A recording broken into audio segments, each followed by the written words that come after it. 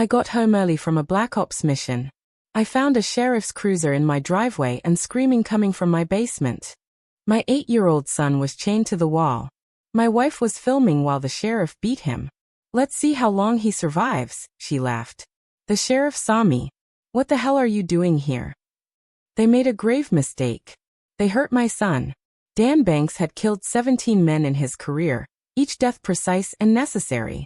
As he adjusted his uniform in the military transport's bathroom mirror, he thought about home, about Ellen's warm smile and 8-year-old Tommy's excited chatter about baseball cards. 3 months of classified operations in Eastern Europe had felt like a lifetime, but the mission was complete. The arms dealer they'd been tracking was now feeding the fish in the Danube River.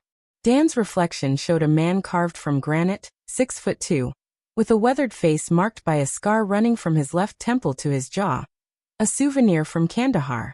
His steel-gray eyes, usually hard and unyielding, softened when he thought of his family. Ellen had been his anchor since they met 7 years ago at a veterans support group. She'd lost her first husband in Iraq and understood the weight a soldier carried. When they married 2 years later, Dan inherited 5-year-old Tommy, and the boy became the son he'd never had. The plane landed at Fort Bragg at 2 p.m. Dan's commanding officer, Colonel Martinez, pulled him aside before dismissal. Banks, you've got 2 weeks leave. Then we need to discuss your next assignment. There's talk of a promotion, maybe a stateside training position. Dan nodded, distracted. He'd called Ellen that morning, telling her he was coming home early to surprise Tommy at his Little League game. Her voice had sounded strange, distant almost, but he wrote it off as the stress of single parenting while he was deployed. The drive to their modest 2-story house in Fayetteville should have taken 40 minutes. Dan made it in 30, eager to hold his family. As he turned onto Maple Street, something felt wrong. His training kicked in, a heightened awareness, as he scanned for threats. A sheriff's cruiser sat in his driveway, local county plates. It wasn't unusual. Ellen volunteered with the police auxiliary. Maybe it was just a social visit. But Dan's instincts, honed by years of staying alive in hostile territory, screamed danger. He parked across the street and watched. The house looked normal. Ellen's Honda was in the garage, and Tommy's bike was on the front lawn, but the living room curtains were drawn tight. It was only 3 in the afternoon, and Ellen always kept them open. She loved the natural light. Dan moved with the silence of a predator, using his key to enter through the back door. The kitchen was pristine, too clean. Ellen was neat, but not obsessive. This felt staged. He heard voices from upstairs, Ellen's high, breathless laugh, followed by a man's deeper chuckle. Dan's jaw clenched.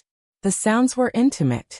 As he moved toward the stairs, a muffled sound from below caught his attention.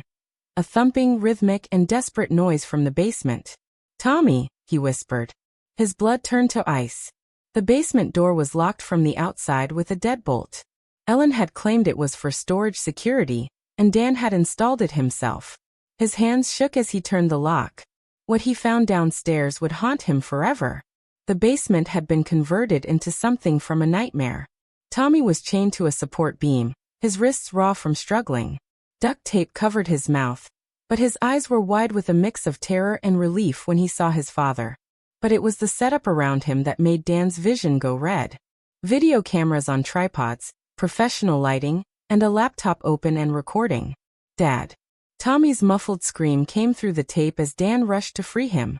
Footsteps thundered down the stairs. What the hell are you doing here? The voice was commanding and authoritative. Dan turned to see a tall man in a sheriff's uniform, mid-40s, with blonde hair and cold blue eyes. His name tag read K. O'Neill.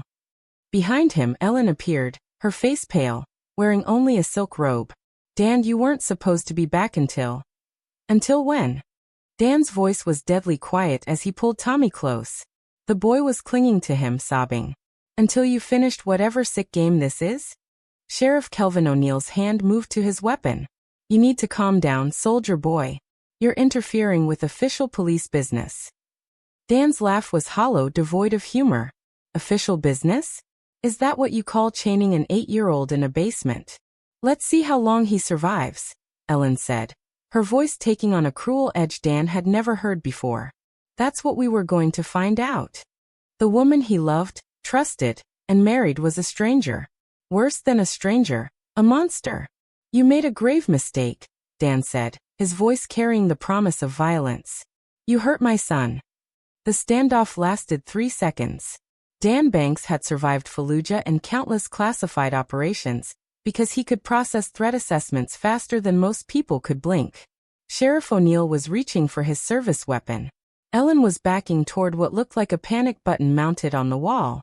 And Tommy, his son in every way that mattered, was traumatized and needed immediate medical attention.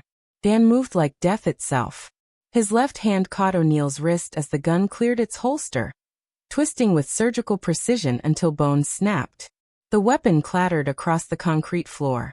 His right elbow drove into the sheriff's solar plexus, dropping him to his knees, gasping. Ellen's hand was inches from the alarm when Dan's voice stopped her cold. Touch that button, and I'll break every bone in your body before I let you bleed out. She froze, recognizing something in his tone. The voice of a man who'd killed without hesitation and would do so again. Tommy, Dan commanded, never taking his gaze off the two people who'd destroyed his world. Close your eyes. The boy buried his face in Dan's shoulder. Now, Dan continued, his voice conversational but carrying the weight of absolute authority. You're going to explain what this is. All of it. O'Neill, clutching his broken wrist, his face twisted in pain and fury, snarled. You have no idea what you've walked into, Banks. This goes deeper than. Shut up, Kelvin. Ellen snapped, then caught herself. The slip was telling. Dan's eyes narrowed. Kelvin, not Sheriff O'Neill. How long has this been going on, Ellen? The woman he'd married looked nothing like the grieving widow he'd fallen in love with. Her face was hard and calculating. When she spoke, her voice carried a venom he'd never heard before. Since 2 weeks after you deployed, if you must know, Kelvin and I have certain shared interests. Dan's gaze swept the basement again, taking in details he'd missed in his initial rage. This wasn't hastily assembled. The lighting rig was professional grade, the cameras expensive. Multiple memory cards sat on a nearby table. The laptop showed a paused video of Tommy struggling against his chains while Ellen and O'Neill watched, commenting. How many others? Dan's question was barely audible. What? Ellen asked. How many other children have you done this to? The silence was answer enough. Dan had interrogated enemy combatants and broken hardened terrorists. He knew how to read people. Ellen's micro-expressions, the way O'Neill's eyes darted to a filing cabinet in the corner, the defensive positioning of their bodies. They weren't just sick, they were prolific. The support group. Dan realized aloud. You targeted widows, single mothers, got close to their families. Ellen's smile was cold. Grief makes people so trusting, so grateful for attention. And your official position gave you access, Dan added, looking at O'Neill. How many officers are involved in this? Enough, O'Neill snarled. You think you can just waltz in here and play hero? We own this county. We. Dan's boot connected with O'Neill's ribs, sending him sprawling. I asked how many. From the filing cabinet, he pulled out folders with names, addresses, and photographs of children. His hands shook as he rifled through them. Dozens of files, some marked completed, others in progress. Tommy Baird, age 7, completed. Michelle Dickerson's daughter, age 6, completed. Martha Alexander's twin boys, age 9, in progress. You've been hunting children, Dan whispered, the full scope of their operation becoming clear. Ellen, you married me for cover. The grieving widow who found love again with a deployed soldier, someone who'd be gone for months at a time. You were perfect, she confirmed. No family nearby, classified work, couldn't discuss your schedule. And Tommy was such a sweet bonus. Dan wanted to kill them both right there. His hands twitched toward O'Neill's dropped weapon. But Tommy needed him to be rational, to think beyond his rage. These files represented other children, other families. This network had to be completely destroyed root and branch. How does the network operate? He asked. Ellen laughed. You think we're going to give you some dramatic villain monologue? You've watched too many movies, Dan. No, Dan said quietly, pulling out his combat knife. You're going to tell me because the alternative is me taking pieces off you until you do. I've had extensive training in battlefield interrogation techniques. The blade caught the basement's harsh lighting. Ellen's confidence wavered. The families trust you, Dan continued, thinking aloud. Ellen provides emotional support, identifies vulnerable children. Kelvin uses his position to create opportunities. Wellness checks, safety programs, situations where children are isolated. Stop, Ellen whispered. But what's the endgame? These completed files. What happened to those children? O'Neill, backing against the wall, cradling his broken wrist, stammered. You don't understand the power structures involved here. This isn't just local. We have protection from federal level? Dan asked. State, O'Neill corrected. How high does this go? The silence stretched. Dan looked at his wife, this stranger wearing Ellen's face, and felt something die inside him.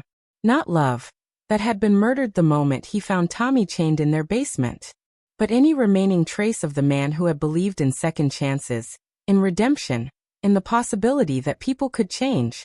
That man was gone forever. Tommy, he said gently, I need you to go upstairs. Call Uncle Marcus.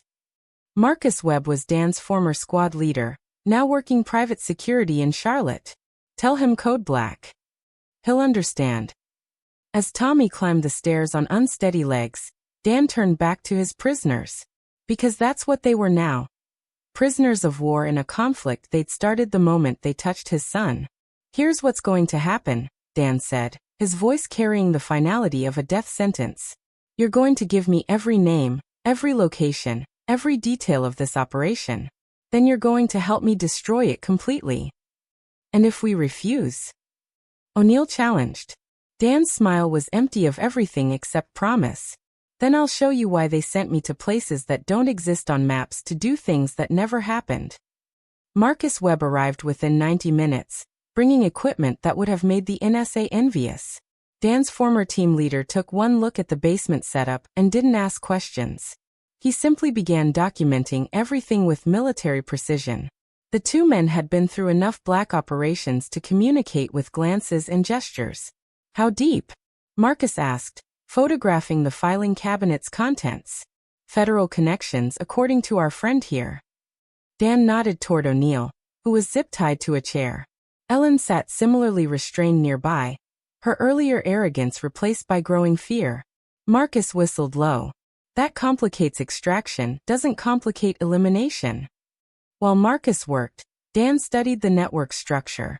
It was more sophisticated than he'd initially realized. Ellen and O'Neill weren't just opportunistic predators. They were part of a coordinated system. The files revealed a pattern. Children were selected, isolated, and either used for local production or relocated to facilities in other states. The completed files weren't deaths, Dan realized with growing horror. They were sales records, transport manifests. He found a separate folder. They're trafficking them. Ellen finally spoke, her voice desperate. Dan, you have to understand. We never killed anyone. These children, they're going to people who can provide for them, give them better lives. Dan's backhand sent her chair skidding across the concrete. Better lives? Tommy was chained to a wall while you filmed him. Was that better? That was Kelvin's idea. He said we needed insurance. Something to keep you in line when you got back. Insurance? Dan's voice was deadly quiet. O'Neill looked up from where he'd been feigning unconsciousness. We knew about your next assignment, a training position at Quantico, FBI liaison work. We needed someone on the inside. The scope of their plan hit Dan like a physical blow. They'd orchestrated everything. The marriage, the adoption, his military career trajectory. He wasn't a husband who'd been betrayed. He was a mark who'd been played from the beginning.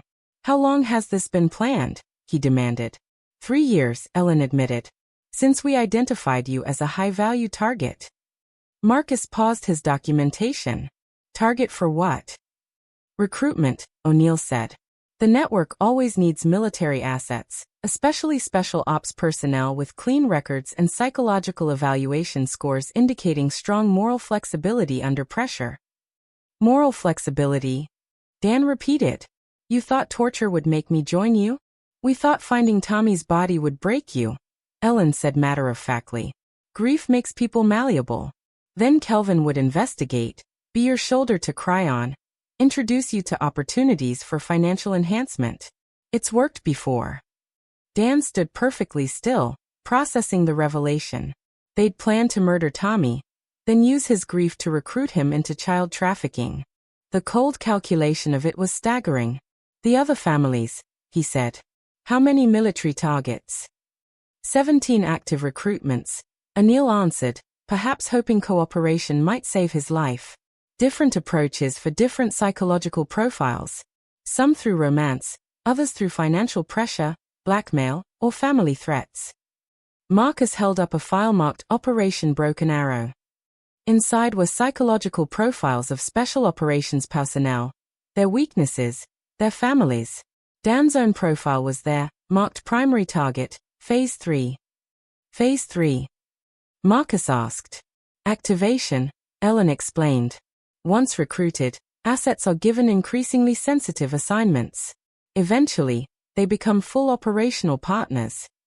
Dan realized the true scope of what he was facing. This wasn't just a local trafficking ring.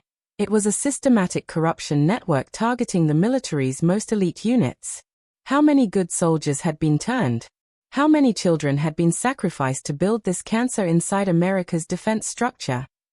Communications, he said. How do you coordinate with other cells? Neither answered. Dan picked up his knife. I'm going to count to 3. Then I start removing fingers. Encrypted messaging app, Anil said quickly. Each cell leader has direct contact with regional coordinators. We don't know the full structure. It's compartmentalized for security. Show me. Anil's phone required his biometric unlock. Dan pressed the man's thumb to the screen, accessing a messaging interface unlike anything civilian. Military-grade encryption, but the conversation histories revealed the network's tentacles reaching across multiple states, multiple agencies. Jesus Christ, Marcus breathed, reading over Dan's shoulder. ATF, DEA, state police, sheriff's departments, federal contractors. This is a full-spectrum infiltration. Dan scrolled through operational summaries. The network had been building for over a decade. Starting small with local corruption, expanding into human trafficking, and now approaching something that looked disturbingly like a shadow government. Who runs it? He asked. We don't know, Ellen said. Orders come down through cutouts. Regional coordinators report to state coordinators. They report to someone we've never met. Dan didn't believe her. Someone this organized, this careful, wouldn't compartmentalize completely. There had to be face-to-face meetings, verification protocols, trust-building exercises. He was about to push harder when Marcus grabbed his arm. Vehicle approaching. 2 minutes out. Dan looked at the security monitors Marcus had activated. A black SUV with government plates was turning onto their street.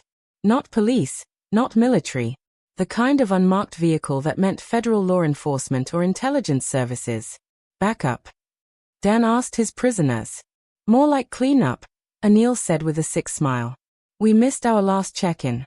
Protocol dictates immediate site sanitization. Sanitization? Everyone dies. Ellen explained helpfully. Including you and Tommy.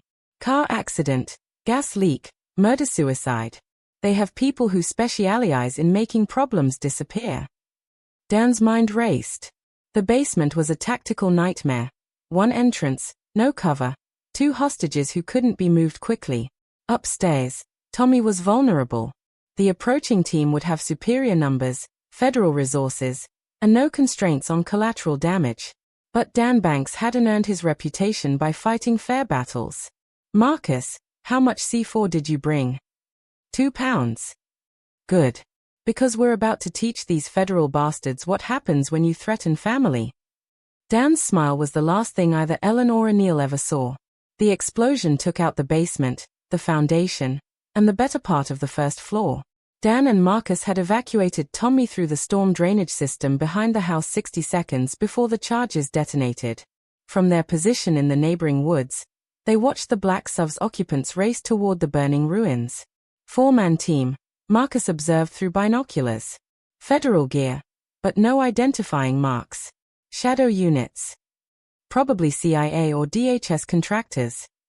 Tommy was wrapped in Dan's jacket, still processing the reality that his home had just been reduced to smoking rubble. "Are Ellen and the sheriff dead?" he asked quietly. "Yes," Dan answered without hesitation. "They can't hurt you anymore." The boy nodded, dry-eyed. At 8 years old, he'd already learned that some people wore friendly masks while harboring monsters underneath. That lesson would serve him well in the years to come. Dan's phone buzzed. A text from an unknown number. "We have more children. Cease operations or they die." "They are fast," Marcus noted. "Network response within 15 minutes of the explosion, which means they are local. Or they are monitoring everything." Dan replied, typing back, "Locations and proof of life. Or I burn down everything." The response was immediate. Photographs of 5 children, ages ranging from 6 to 10, zip-tied in what looked like a warehouse. Dan recognized 2 faces from the basement files. Martha Alexander's twins, listed as in progress. Warehouse District, Industrial Road. "Come alone." "Obviously a trap," Marcus said. "Obviously," Dan agreed. "Which is why we're not walking into it." Instead, they spent the next hour conducting reconnaissance from multiple angles. The warehouse was isolated, perfect for an ambush. But it also offered advantages for someone willing to think asymmetrically. Dan had spent years fighting enemies who used human shields, who hid among civilians, who believed Western soldiers were constrained by rules of engagement. Those enemies had never met anyone like Dan Banks. "Perimeter security?" he asked. 6 men. Rotating patrol pattern every 20 minutes. Professionals, but they are expecting a frontal assault or a negotiation attempt. They are not expecting total war. The plan Dan outlined was simple in concept, horrifying in execution. Marcus would create a diversion on the east side of the building, explosives designed to look like an assault team breach. While security responded to that threat, Dan would infiltrate from the south, where thermal imaging showed the children were being held. Rules of engagement? Marcus asked. "No survivors," Dan said simply. "This network has been operating for over a decade. How many children do you think they've processed in that time? How many families destroyed?" Marcus nodded. "What about extraction?" "Once the children are secure, we continue up the chain." Ellen mentioned regional coordinators, state-level operations. "We hunt them all." "That's not a mission, Dan. That's a crusade." "Then we better start praying." The assault began at 9 p.m. Marcus's diversionary explosives lit up the night, drawing security forces toward what appeared to be a multi-vector attack from the east. Dan used the chaos to penetrate the south wall, moving through the warehouse's interior like a shadow. He found the children in a converted office space, guarded by 2 men who were too focused on the explosions outside to notice death approaching from behind. Dan's knife work was silent, efficient, practiced. The guards died without making a sound. "I'm here to take you home," he whispered to the terrified children as he cut their restraints. "Stay quiet. Stay close. Do exactly what I say." Martha Alexander's twins looked up at him with the hollow eyes of children who'd lost faith in adult protection. But they followed his instructions, moving when he moved, stopping when he stopped, trusting him because they had no other choice. The extraction should have been clean. Dan had neutralized 6 more security personnel during their movement toward the exit. Each kill was surgical and silent. But as they reached the rendezvous point where Marcus waited with the vehicle, a familiar voice stopped him cold. Dan Banks, the great American hero. Dan turned, pushing the children behind him. Colonel Martinez, his commanding officer, stood 50 feet away with a rifle trained on them. Behind him were 4 more soldiers in combat gear, men Dan recognized from his own unit. "Sir." Dan's voice carried a lifetime of military conditioning, even as his mind raced to process this betrayal. "Did you really think we'd let you demolish years of careful cultivation over one compromised cell?" Martinez asked. "The network has hundreds of assets, banks, military, law enforcement, intelligence services. What you stumbled into tonight was expendable." "These are children, Colonel." "These are assets," Martinez corrected. "Valuable commodities in a very lucrative market. And you're about to become one too." The trap was elegant in its simplicity. Dan had been allowed to rescue the children to feel like he was winning, so his capture would be more psychologically devastating. They wanted to break him completely before recruitment, to ensure his loyalty through trauma bonding. They'd made one critical miscalculation. Dan Banks was already broken. He had been since the moment he found Tommy chained in their basement. What stood before them now wasn't a soldier constrained by law or morality, or a chain of command. It was something much more dangerous. A father with nothing left to lose. "Marcus," he said quietly into his comms. "Light them up." The sniper rifle's report echoed across the warehouse district as Colonel Martinez's head exploded. Before his body hit the ground, Dan was moving. The children were forgotten as he transitioned into full combat mode. The firefight lasted 3 minutes. When it ended, 4 of America's elite special operations personnel lay dead in the parking lot, killed by men they trained, men they'd betrayed, men who understood that some lines, once crossed, erased every bond that had previously existed. "Dad." Tommy's voice came from the vehicle where Marcus had positioned the rescued children. Dan looked down at his hands, covered in blood, at the bodies around him, at the children who'd witnessed yet another demonstration of adult brutality. He thought about the network, the scope of the corruption, the impossibility of fighting an enemy embedded within the very institutions meant to protect innocents. "We're going to need help," he told Marcus. "What kind of help?" Dan's smile was empty of warmth, but full of promise. The kind that doesn't ask questions and doesn't leave witnesses. The safe house was an abandoned auto shop on the outskirts of Charlotte, one of dozens of off-grid locations Marcus maintained through his private security contacts. Dan sat at a folding table covered with files, photographs, and electronic devices recovered from the warehouse. The rescued children slept fitfully in the back office, their dreams haunted by experiences no child should endure. Tommy was different from the others. He hadn't spoken since leaving the warehouse, hadn't cried, hadn't shown any of the normal reactions Dan expected from an 8-year-old who'd witnessed multiple violent deaths. Instead, he'd helped organize the evidence with disturbing efficiency, his young mind already adapting to a world where monsters wore badges and uniforms. "We've got a problem," Marcus announced, returning from his communication setup. "The explosion at your house made national news.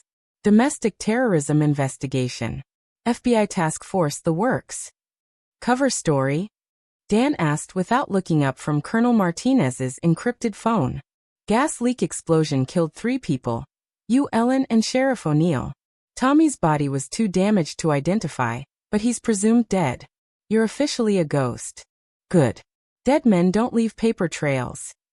Dan had been systematically penetrating the network's communications for 6 hours. What he discovered made his blood run cold. The operation was vast beyond his initial estimates. Coordinated trafficking networks in 47 states, international connections spanning 6 continents, and a client base that included high-ranking government officials, corporate executives, and foreign intelligence services. "How many children?" Marcus asked, reading over his shoulder. "Conservative estimate. 10,000 processed through the system in the last 5 years alone." Dan's voice was clinically detached, but his hands shook as he scrolled through the transaction records. Average price point is between 50 and 200,000, depending on age, appearance, and specifications. Specifications. Training. Some clients prefer children who've been broken in specific ways. Others want them completely undamaged. The network accommodates both markets. Marcus was quiet for a long moment. "That's not law enforcement corruption, Dan. That's a parallel economy with revenue streams approaching $2 billion annually." Dan confirmed. "They're not just trafficking children, they're farming them. Foster systems, overseas orphanages, refugee programs, all compromised, all feeding into this machine." The scope was staggering. What Dan had initially thought was a regional trafficking ring was actually a sophisticated international enterprise with the resources and protection of a small nation. Fighting it through traditional channels would be impossible. "I need Henry Goodwin," he said. Marcus raised an eyebrow. "The fixer?" "Dan, that man is completely off the reservation. No government oversight, no rules of engagement, no accountability." "Exactly." Henry Goodwin had been Dan's handler during his most classified operations. The missions that didn't exist in countries America had never officially entered. When Goodwin disappeared from government service 5 years ago, rumors suggested he'd gone freelance, offering his services to the highest bidder. Dan was betting those rumors were true. How do we find him? Marcus asked. We don't. He finds us. Dan activated an emergency communication protocol he'd memorized but never used. A series of coded messages posted to specific online forums designed to reach Goodwin wherever he might be operating. The response came within 2 hours. Coordinates for a meeting in an abandoned textile mill outside Greensboro. Could be a trap, Marcus warned. Everything's a trap now, Dan replied. The question is whether we spring it first. They arrived at the textile mill armed for war, but Goodwin was waiting alone, sitting on a concrete ledge and smoking a cigarette. He looked older than Dan remembered, gray hair, deeper lines around his eyes. The worn appearance of a man who'd stared into humanity's darkest corners and lost pieces of his soul along the way. Dan Banks, Goodwin said without turning around. I heard you died in a gas explosion. Reports of my death have been greatly exaggerated, along with your wife and son. Goodwin's eyes found Tommy, who stood beside Dan with the watchful stillness of a child who'd learned that safety was temporary. Interesting. I need your help, Henry. I gathered that from your rather dramatic communication method. Goodwin stubbed out his cigarette. What's the target?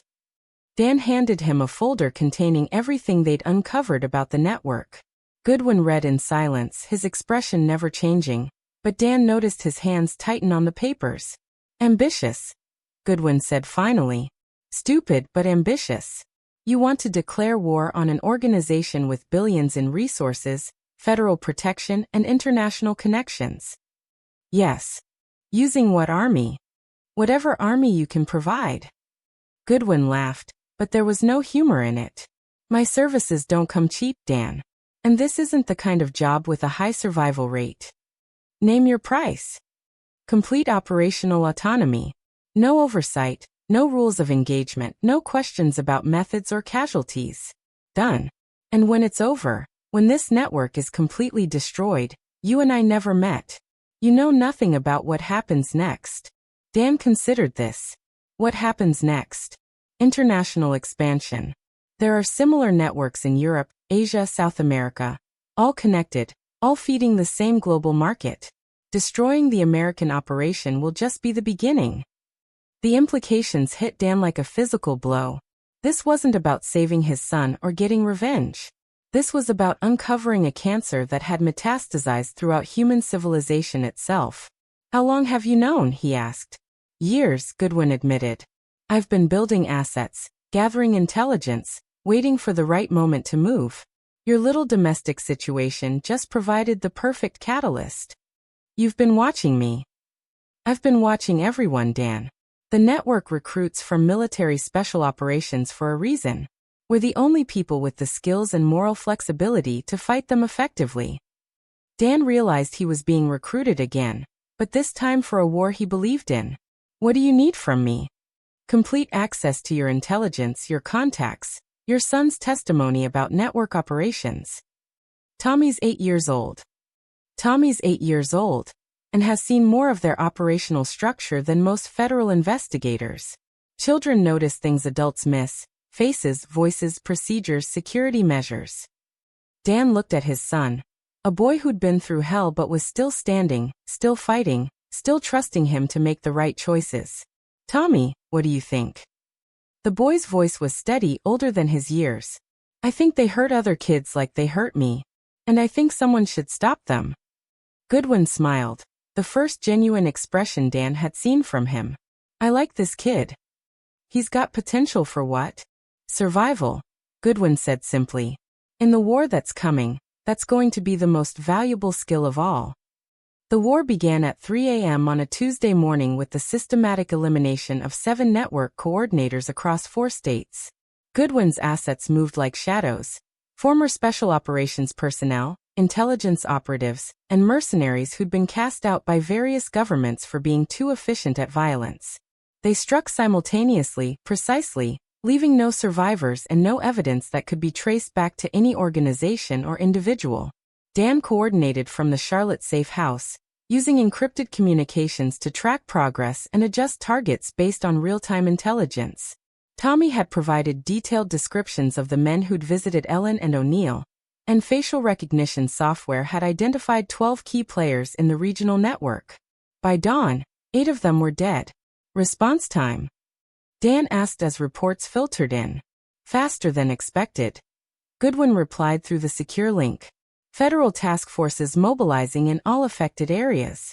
Someone high up is making phone calls. How high? High enough to coordinate FBI, DEA, and DHS assets within 6 hours of the first hit. This has cabinet-level attention. Dan processed this information while studying the network's communication traffic. The simultaneous strikes had triggered emergency protocols, safe houses being evacuated, assets being relocated, operations being suspended. But they'd also revealed the network's true scope through their panic responses. They're pulling back to hardened positions, Marcus observed, monitoring electronic intercepts. Consolidating in 3 primary locations. The locations were strategically chosen: a private military contractor's compound in Virginia, a federal law enforcement training facility in Georgia, and a religious retreat in Montana. Each site was heavily defended, officially sanctioned, and legally untouchable through conventional law enforcement. Fortress strategy, Dan said. They're betting we don't have the resources for sustained siege operations. Do we? Marcus asked. We're about to find out. Tommy had been quiet through the morning briefings, sitting in the corner with a tablet computer and the network's recovered files. Dan had given him access to the children's photographs, hoping he might recognize faces or provide additional intelligence about the trafficking operations. What he hadn't expected was for his 8-year-old son to become a tactical analyst. Dad, Tommy said, looking up from the screen. I think there's something else. What do you mean? Tommy pulled up a series of financial records that had been recovered from Colonel Martinez's files. These numbers don't match. Dan looked over his son's shoulder at columns of figures that meant nothing to him. I don't understand. The children, Tommy explained with the matter-of-fact tone of someone discussing inventory. They're saying they processed 10,000 kids, but the money they received was for maybe 3,000. Marcus joined them, studying the financial analysis Tommy had performed. The kids' revenue projections versus actual payments show a significant discrepancy. What does that mean?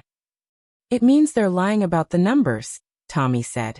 Either they process fewer children or some of them weren't sold, Marcus finished. They were kept. The implications sent ice through Dan's veins. If 7,000 children hadn't been trafficked to external buyers, where were they? What was the network doing with them that was more valuable than immediate sale? Research. Goodwin's voice came through the comm system. Medical experimentation, psychological conditioning, specialized training programs.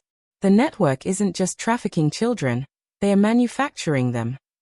Manufacturing them for what? Next-generation assets. Operatives who've been conditioned from childhood to follow orders without question, to adapt to any environment, to feel no emotional attachment to targets or operations.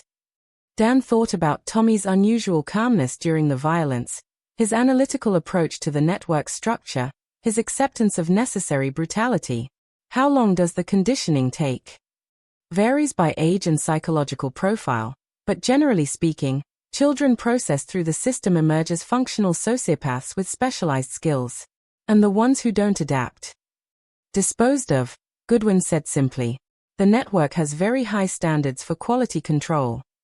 Dan was quiet for a long moment, studying his son with new eyes. Tommy had been scheduled for processing, had survived the initial stages of the network's program. How much conditioning had already occurred? How much of his calm acceptance was natural resilience, and how much was a programmed response? The 3 facilities, Dan said, changing the subject before his thoughts could spiral further. What's our approach? Simultaneous assault, Goodwin replied. Overwhelming force, maximum casualties, complete destruction. No prisoners, no survivors, no evidence left behind. Collateral damage is acceptable. These facilities process hundreds of children annually. Whatever losses we incur in the assault will be insignificant compared to the lives saved by a permanent shutdown. Marcus was studying satellite imagery of the 3 targets. The Virginia compound has military-grade defenses, anti-aircraft systems, hardened bunkers, reaction forces. This isn't a raid, it's a military operation. Which is why we're not conducting a raid, Goodwin said. We're conducting a siege. The plan Goodwin outlined was breathtaking in its scope and brutality. Rather than a direct assault, they would systematically eliminate the infrastructure supporting each facility: power grids, communications networks, supply chains, personnel transportation. The defenders would be isolated, blinded, and slowly starved of resources until they either surrendered or died of attrition. Timeline? Dan asked. 2 weeks for complete isolation. Another week for them to realize no help is coming. Final assault when they are weak enough to offer minimal resistance. And the children inside? Unknown variables, Goodwin admitted. Some facilities use children as human shields. Others have contingency plans for mass elimination to prevent rescue. We'll adapt tactics based on intelligence gathered during the siege phase. Dan realized they were discussing the possible deaths of hundreds of children with the same clinical detachment the network had shown. The war against monsters was turning them into monsters themselves. There has to be another way, he said. There is, Goodwin replied. We can walk away. Let the network rebuild, find new facilities, process thousands more children through their system. Your choice, Dan. Dan looked at Tommy, at Marcus, at the evidence of systematic evil spread across the table. He thought about the children in the warehouse, about Martha Alexander's twins, about all the families destroyed by the network's operations. When do we start? He asked. Goodwin's smile was cold and final. We already have. The power went out at the Virginia compound on Thursday morning, followed by a communications blackout 30 minutes later. By Friday, the water treatment facility serving the area had suffered a catastrophic failure that local authorities blamed on aging infrastructure. Resupply trucks never arrived due to a series of highway accidents that blocked all major access routes. Dan monitored the siege operations from a command post Goodwin had established in an abandoned radio station 40 miles from the compound. Banks of computers showed real-time intelligence from surveillance drones, communication intercepts, and human assets positioned around each target facility. The network strongholds were being systematically strangled without a single shot being fired. Day 3 status. Dan asked. Virginia compound has switched to backup generators, but fuel supplies are limited, Goodwin reported. Georgia facility is operating on emergency protocols. Montana retreat attempted to evacuate yesterday but lost 3 vehicles to roadway explosives. Casualties were minimal on our side. They've lost 37 personnel total across all 3 facilities. Dan studied the tactical displays showing each facility's status. Red indicators marked infrastructure failures, yellow showed degraded capabilities, and green meant operational systems. The screens were almost entirely red now. How many children are inside? He asked. Best estimates suggest 400 to 500 total across all 3 facilities, Marcus replied. We're monitoring communication intercepts, but we're seeing references to something called Protocol 7 in their emergency transmissions. The communications are too fragmented to provide context. Tommy looked up from the corner where he'd been working with the recovered files. Protocol 7 is termination, he said quietly. Both men turned to stare at the 8-year-old. How do you know that? Dan asked. Ellen talked about it sometimes on the phone. If operations were compromised, if a rescue was imminent, if the network was threatened with exposure. Tommy's voice was matter-of-fact, clinical. Kill all the children. Destroy all evidence. Blame external terrorists. Mass murder. Insurance, Tommy corrected. Dead children can't testify. Destroyed facilities can't be investigated. Terrorist attacks justify increased security funding. Dan felt something cold settle in his stomach. How long before they implement Protocol 7?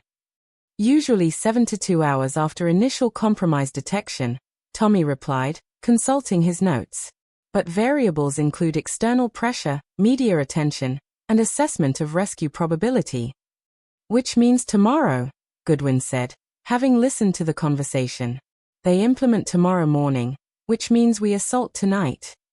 The plan for a simultaneous assault had been refined over 3 days of surveillance and intelligence gathering. Each facility would be hit by separate teams using different tactics. The Virginia compound required a heavy assault due to its military defenses. Georgia would be infiltrated through its compromised water system, and Montana would face a siege-breaking ground attack designed to look like domestic terrorism. Rules of engagement. Dan asked. Kill everyone except the children, Goodwin replied. Anyone old enough to be complicit in the operation dies. Anyone young enough to be a victim gets extracted. How do we tell the difference? Age cutoff is 16. Below that, they're victims. Above that, they're combatants. Dan thought about teenage victims who might have been conditioned into compliance, about young adults who'd been processed through the system and emerged as operational assets. The age cutoff was arbitrary, brutal, and probably the best they could do under the circumstances. What about evidence preservation? Marcus asked. Secondary priority, Goodwin said. Children first, intelligence second. Everything else is expendable. The briefing continued for another hour, covering extraction routes, communication protocols, and contingency plans for everything from air support to nuclear attack. Goodwin's operation had resources Dan hadn't imagined. Private military contractors, foreign intelligence assets, and technology that officially didn't exist. Who's funding this? Dan asked during a break. People who've been waiting for someone to declare war on the network, Goodwin replied. Wealthy families whose children were taken.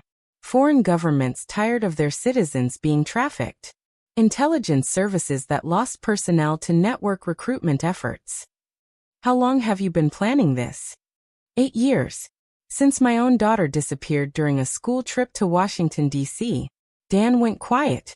He'd never known Goodwin had a family. Did you find her? 2 years ago in a facility in Thailand, completely broken, completely programmed.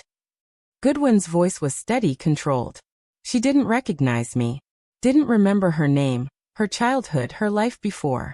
They'd turned her into something else entirely. What happened to her? She's in a specialized facility now. Deprogramming therapy. Attempting to rebuild some semblance of human emotion. Goodwin looked directly at Dan. The doctors say she might recover basic function within 5 to 10 years. She might never remember being my daughter. I'm sorry. Don't be sorry. Be effective. As night fell, the assault teams moved into position around each target facility. Dan found himself assigned to the Virginia compound, leading a 12-man team through the perimeter defenses that had been systematically degraded over the past 3 days. Tommy remained at the command post with Marcus, monitoring communications and providing tactical intelligence based on his knowledge of network procedures. Overwatch in position, came the report through Dan's earpiece. Breach teams ready. Support elements standing by. Dan looked at the compound through his night vision scope. 3 days of siege had taken their toll. Emergency lighting instead of full illumination, reduced patrol patterns, and defensive positions that suggested desperation rather than confidence. Execute, Goodwin commanded. The war's final phase began with silence broken by sudden, devastating violence. The assault on the Virginia compound lasted 47 minutes and left the facility looking like a war zone. Dan's team had breached through the eastern perimeter, while diversionary attacks drew defenders toward multiple false targets. By the time the network's security forces realized the true nature of the assault, half their personnel were dead, and the facility's children were being evacuated through tunnels Dan hadn't known existed. 63 children extracted. Marcus reported through the comm system as Dan moved through the compound's administrative sections. Ages 4 to 15. Various states of conditioning and physical trauma. Opposition casualties?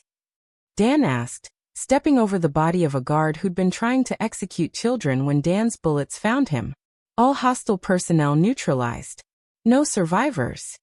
Dan had stopped counting his personal kills after the first dozen. The network's defenders had fought with the desperation of men who knew capture meant either life imprisonment or immediate execution. But they'd been outgunned, outmaneuvered, and completely unprepared for an enemy with unlimited resources and no moral constraints. Administrative sections secured, he reported, finding himself in what appeared to be the facility's command center. Banks of computers showed operational data from sites across the globe. The American network was apparently just one branch of an international operation spanning every continent. Georgia facility reporting successful extraction. Came another voice through the comms. 41 children recovered. Facility destroyed. Montana status. Complications. They implemented Protocol 7 before we breached. 38 children confirmed dead. Perpetrators eliminated. Dan felt the weight of those 38 deaths settle on his shoulders. 38 children who might have been saved if they'd moved faster, planned better, or anticipated the network's desperation more accurately. Download everything. Goodwin's voice cut through his guilt. We need complete intelligence on global operations. Dan began copying files from the command center servers, transferring terabytes of data that would take months to analyze fully. Transaction records, personnel files, operational procedures, and client databases. Everything the network had accumulated over years of systematic evil. Movement on the perimeter, someone reported. Federal vehicles approaching from multiple directions. How many? Convoy strength. Looks like a full federal response. Dan realized they were about to transition from a rescue operation to a firefight with American law enforcement. The network's federal connections were mobilizing to protect their investment, probably with orders to eliminate all witnesses and classify the entire incident. Extraction protocols? He asked. Negative, Goodwin replied. We hold position and complete the mission. Against federal agents? Against enemy combatants wearing federal uniforms. The distinction was important. Dan had spent his career following orders, respecting authority, and believing in the institutions he'd sworn to protect. But those institutions had been compromised, corrupted, turned into weapons against the innocent. The federal agents approaching weren't coming to rescue children or arrest criminals. They were coming to preserve a system that trafficked human beings for profit. Rowe confirmed, Dan said into his comms. Anyone not wearing our colors is hostile. The siege's second phase began when federal vehicles surrounded the compound, and loudspeakers announced demands for immediate surrender. Dan could see the tactical teams deploying, professional movements that suggested military or paramilitary training. These weren't ordinary federal agents. They were specialists, the kind of people who handled situations that couldn't be allowed to exist officially. Counter-siege in progress, Marcus reported from the command post. They're not trying to breach. They're trying to contain. Meaning they want to starve us out. Force negotiation. Find out what we know before elimination. Dan checked his ammunition count. Enough for an extended engagement, but not indefinite resistance. Around him, Goodwin's assets were taking defensive positions, turning the network's own fortifications against their federal protectors. Intelligence transfer complete, he reported. All data copied and transmitted to remote servers. Phase 2 initiation. Global network exposure begins now, Goodwin announced. While Dan had been extracting data from the Virginia compound, Goodwin's international assets had been positioning themselves to release everything simultaneously. News organizations across 6 continents would receive complete documentation of the network's operations within the hour. Client lists, financial records, operational procedures, and video evidence of systematic abuse. What happens when that information goes public? Dan asked. War. Goodwin replied simply. Real war. Governments will fall. Intelligence services will be purged. Entire law enforcement agencies will be dissolved and rebuilt. And us, we become the most wanted fugitives in human history. The Federal Containment Force opened fire at 3:47 a.m., but their initial volleys hit empty positions. Goodwin's people had spent 3 days studying the compound's defensive capabilities and had positioned themselves to maximize the attackers' disadvantages. The network had built their facility to keep people in, not to keep determined enemies out. Casualty report? Dan called out as bullets shattered windows around him. 2 wounded, none killed. They're holding back, trying to minimize damage to the facility. Why? Evidence preservation. Tommy's voice came through the comms from the distant command post. They need to control the narrative. Make it look like domestic terrorism instead of a rescue operation. Dan's 8-year-old son was providing tactical analysis during a federal assault. The absurdity of the situation would have been funny if people weren't dying around him. Incoming aircraft, someone reported. Multiple helicopters, military grade. Dan looked through a shattered window to see attack helicopters approaching from the south. Not police or federal law enforcement, but military assets that shouldn't have been operating on American soil without extraordinary authorization. How high does this go? He wondered aloud. All the way to the top, Goodwin answered. The network has been protected at the highest levels of government for over a decade. We just declared war on people who could authorize nuclear strikes. The helicopters opened fire with machine guns designed to destroy armored vehicles. The compound's walls, built to contain children, offered no protection against military-grade weapons. Dan threw himself behind a concrete barrier as bullets turned the air around him into a metal storm. This is it, he said into his comms. If anyone wants to surrender, now's the time. Negative, came the immediate response from multiple voices. We finished this. Dan smiled despite the circumstances. He was surrounded by the most dangerous men in the world, facing impossible odds against an enemy with unlimited resources, fighting a war that would probably end with all of them dead. It was exactly where he belonged. Tommy, he said into his comms. I need you to know something. What, Dad? I'm proud of you. Whatever happens tonight, remember that you helped save a lot of children. I know, Tommy replied, his voice steady. And Dad, make them pay for what they did to us. Dan checked his rifle, counted his remaining ammunition, and prepared to teach America's shadow government what happened when they threatened his family. For Tommy, he said. For all the children, Goodwin replied. The final battle began. 3 weeks after the Virginia compound burned, Dan Banks officially didn't exist.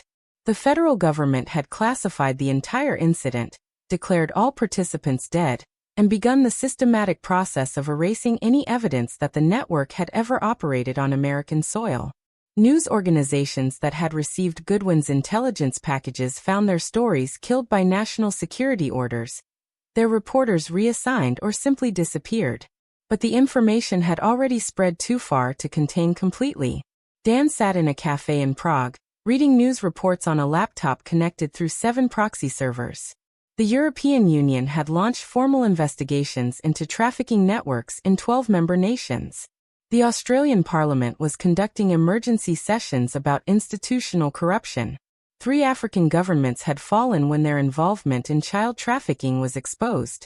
America remained officially silent, but unofficial sources suggested massive purges within federal law enforcement, intelligence services, and military special operations.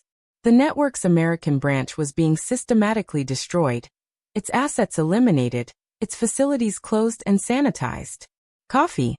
Tommy asked, sliding into the seat across from him. Dan's son looked older than his 8 years, carried himself with the quiet confidence of someone who'd seen the world's worst possibilities and survived them. They'd spent the 3 weeks traveling across Europe using new identities Goodwin had provided, staying ahead of the international manhunt that followed their escape from Virginia. Any word from Marcus? Tommy asked. The bounty on our heads is up to $50 million now each. Combined, apparently we're worth more as a package deal. Tommy nodded, processing this information with the matter-of-fact acceptance he'd developed since their ordeal began. What's our next move? Dan studied his son's face, looking for traces of the innocent child who'd existed before Ellen's betrayal. He found very little. The boy sitting across from him was calculating, observant, and emotionally controlled. Everything the network had tried to create through their conditioning programs. What do you want to do? Dan asked. I want to find the other facilities Goodwin mentioned, the international operations. I want to help more children like we helped in Virginia. That's not a life for a child, Tommy. I'm not a child anymore, Tommy replied simply. I haven't been since I woke up chained in our basement. Dan realized his son was right. The network had destroyed Tommy's childhood, turned him into something else entirely. The question was whether that transformation was irreversible damage or evolutionary adaptation. There are 127 confirmed facilities across 6 continents, Dan said, opening another file on the laptop. Conservative estimates suggest 50,000 children are currently being processed through the global network. How long to shut them all down? Years, maybe decades. And that's assuming we survive the first few operations. Tommy was quiet for a moment, studying the intelligence reports Dan had been reviewing. What about the money? What money? The network's financial assets. They processed billions of dollars through this system. Where did it all go? Dan had been wondering the same thing. The intelligence they'd recovered showed massive revenue streams, but traditional banking records suggested much smaller account balances. The network's wealth had been hidden somewhere, probably in preparation for exactly this kind of systematic exposure. Goodwin thinks it's in cryptocurrency and offshore accounts, Dan said. Protected by encryption and legal structures that make recovery almost impossible. Almost, Tommy repeated. But not completely. Dan looked at his son with new interest. What are you thinking? The network needed accountants, financial managers, people who understood complex transactions. They couldn't run a multi-billion-dollar operation using only thugs and killers. So, some of those financial people might still be alive, might be willing to cooperate if they thought cooperation was their only chance of survival. Dan realized Tommy was proposing they hunt down the network's surviving financial infrastructure and extract account information through interrogation and intimidation. It was a sound tactical approach, but it would require them to become exactly the kind of people they'd been fighting against. That's a dangerous path, Dan warned. Everything's dangerous now, Tommy replied. The question is whether we want to be dangerous for good reasons or dangerous for no reason. Dan's phone buzzed with a message from an encrypted account. New intelligence on Asian operations. Facility in Thailand processing 200+ children. Window for intervention closing. H. Goodwin, Dan knew, had been planning this for 8 years. This was the facility where his daughter had been held. Tommy stood up, leaving money on the table for their coffee. Then we better not keep him waiting. As they walked through Prague's crowded streets, Dan realized they'd crossed a line from which there was no return. They weren't trying to return to a normal life. They weren't planning to eventually stop fighting and settle somewhere safe. They'd become professional soldiers in a war that would probably last the rest of their lives. Tommy, he said as they approached the train station. Are you sure about this? Once we commit to this path, there's no going back to being a normal family. We were never a normal family, Tommy replied. Even before Ellen, even before the network, you were always a soldier, Dad. Now I get to be one, too. Dan thought about the 8-year-old boy who'd been chained in their basement, terrified and helpless. That child was gone forever, replaced by someone harder, colder, more dangerous. The network had tried to create assets through systematic abuse and conditioning. Instead, they had created their own perfect enemy. What do you want to be when you grow up? Dan asked as they boarded the train to Vienna. Tommy's smile was empty of childhood innocence but full of deadly promise. Exactly what I am now. Just better at it. The train pulled away from the station, carrying them toward their next mission, their next facility, their next opportunity to save children and destroy monsters. Behind them, Prague disappeared into the distance. Ahead lay Thailand, Henry Goodwin, and a facility processing 200 children who were running out of time. Dan Banks was dead, officially and legally. But the man who'd taken his place was perfectly suited for the war that lay ahead. A father with nothing left to lose and everything to fight for, partnered with a son who'd been forged in the network's own crucible and emerged as something they'd never anticipated. In the end, as this story quietly slips away into the shadows of your mind, remember that this was never just a story. It was an awakening. A raw pulse of human truth wrapped in whispered secrets and veiled emotions. It is here in this liminal space that tales stir the deepest chambers of your soul. This is the power of these digital confessions whispered into the void, where every viewer becomes a keeper of secrets too heavy to carry alone. And now that secret becomes part of your own shadowed narrative. So, before you step away from this realm, remember this. Every story you encounter here is a whispered invitation to look deeper. Thank you for watching. Take care. Good luck.